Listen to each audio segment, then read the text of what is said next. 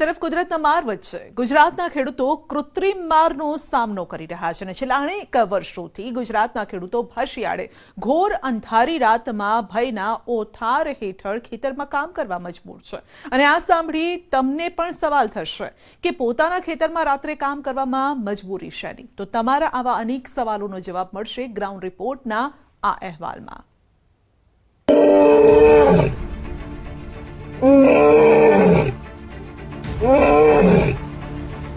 સિંહની આ ડણક ન માત્ર સ્થાનિકોને પરંતુ રાત્રે ખેતી કામ માટે જતા ખેડૂતોને ડરાવી રહી છે।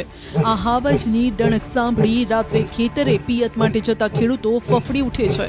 સિંહના આ દ્રશ્યો સામે આવ્યા છે બોટાદના ગઢડા પંથકમાં આવેલા રાયપર ગામથી, જ્યાં છેલ્લા ઘણા દિવસથી સાવજના આંટાફેરા વધતા ડરનો માહોલ છે અને તેવામાં આજે રાયપર ગામના સીમ વિસ્તારમાં સિંહ હોવાનો વિડીયો વાયરલ થયો। આ જ વિસ્તારમાં એક ગાય પણ મૃત હાલતમાં મળી આવતા પશુપાલકોની ચિંતા વધી છે।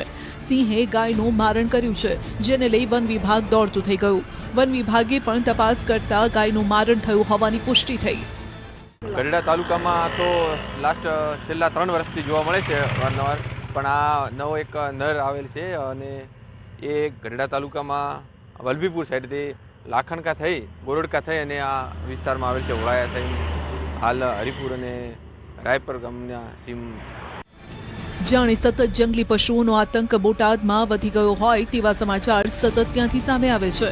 બોટાદના રાયપરમાં સાવજે ફેલાવેલા ફફડાટ બાદ બોટાદના રાણપરમાં દીપડાએ હાહાકાર મચાવ્યો।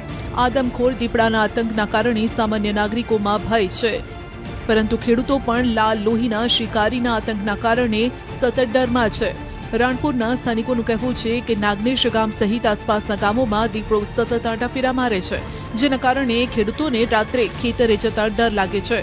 દીપડાના આ ડરે ખેડૂતોની ઊંઘ હરામ કરી છે, કેમ કે એક તરફ ખેડૂતોના ખેતરમાં લહેરાતા પાકને ખેડૂતોની જરૂર છે, બીજી તરફ દીપડો સતત અવરોધ ઊભો કરી રહ્યો છે।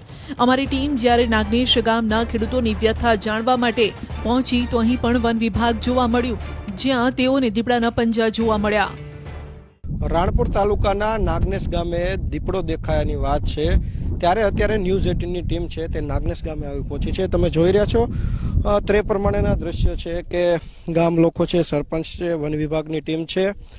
આ ખેતર છે તેમાં દીપડો આવ્યો હોય તેવી વાત જોવા મળી છે।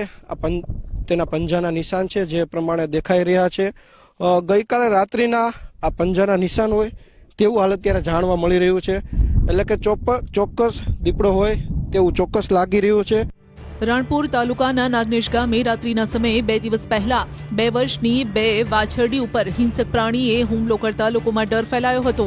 ત્યાં આજુબાજુ દીપડા જેવા જ પંજાના નિશાન પણ જોવા મળ્યા। આ બાબતે અમારી ટીમે ખેડૂતો તેમજ સરપંચ સાથે વાતચીત કરી તો તેઓ પણ અચંભામાં મુકાઈ ગયા। બહુ જ બીક લાગે છે, અહીંયા આવી પણ અકાતું નથી અને રાતે તો મુદડ નો આવે, દિવસે આવવું હોય તોય તકલીફ પડે છે, કારણ કે બીકનો તો ફૂલ માહોલ છે। આપણે અહીંયા પિંજરું પણ મૂકેલું છે અને હગડ છે અને અમુક જોયેલો છે બધું, અને ટીમ પણ આવે છે, પણ તોય બીકનો બહુ માહોલ છે। ખેડૂતોનું કહેવું છે કે માત્ર રાત્રે જ નહીં, સવારે પણ ગામમાં અવરજવર કરવા માટે 100 વખત વિચારવું પડે છે। બોટાદના ગામોમાં ભર શિયાળે રાત્રે વીજળી આપતા ખેડૂતો પરેશાન છે, કેમ કે એક તરફ રાત્રે દીપડો હિંસક બની જાય છે, બીજી તરફ ખેડૂતોને વીજળી મળતા પિયત માટે જીવને જોખમમાં મૂકવો પડે છે। એટલા માટે જ બોટાદ જિલ્લાના ખેડૂતોએ દિવસે વીજળી આપવા માટે માંગ કરી। ત્યારે સાંભળો રાતના સમયે દીપડાના ડર વચ્ચે ખેડૂતોની વ્યથા। આ 2 થી 3 દિવસ થયા, બરોબર, એટલે આ અહીંથી નીકળે છે હોરો તો એના નિશાની પણ છે, અને અમને આ કણે તકલીફ પડે ખેતીમાં બધી રીતે રાતે આવવા જવામાં આ તે બધી। હા, દિવસે પણ રહેત તે ને થોડીક એવી તો તકલીફ રહેત તે, ધ્યાન રાખીને આવવું આ તે બધું। 3-4 દિવસ થયા દીપડો આવ્યો। અમારા અહીં વાડીમાં કામ કરવું હોય, રાતે પાણી વાળવું હોય તો બીક લાગે, હથિયાર હારે રાખવો પડે। પછી આ મજૂર હોય, જમીન વાવતા હોય, એમનું ધ્યાન રાખવું પડે, એમને સુવા બેવાની બધી વ્યવસ્થા અમારે કરવી પડે। પિંજરું લાવીને મૂક્યું છે અને હજી પકડાનો નથી। જો કે સ્થાનિકોએ સરપંચને પણ રજૂઆત કરી છે અને સરપંચે ગામ લોકોની ચિંતા કરી તાત્કાલિક વન વિભાગનો સંપર્ક કર્યો।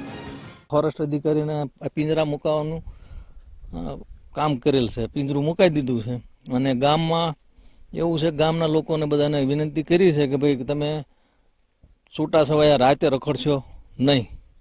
અને માલ ઢોર અને પોતાની ઓલીનું ધ્યાન રાખજો.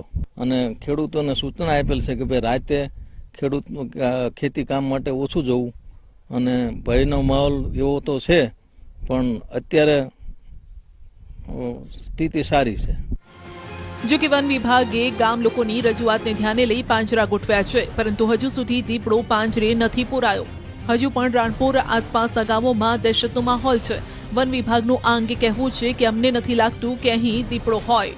કે રૂબરૂ એક જ માણસે જોયું એ ઓળખો નથી ને, કારણ કે બી ગયો એટલે ખબર ન પડે ને કે આ દીપડો છે કે બીજું પ્રાણી છે.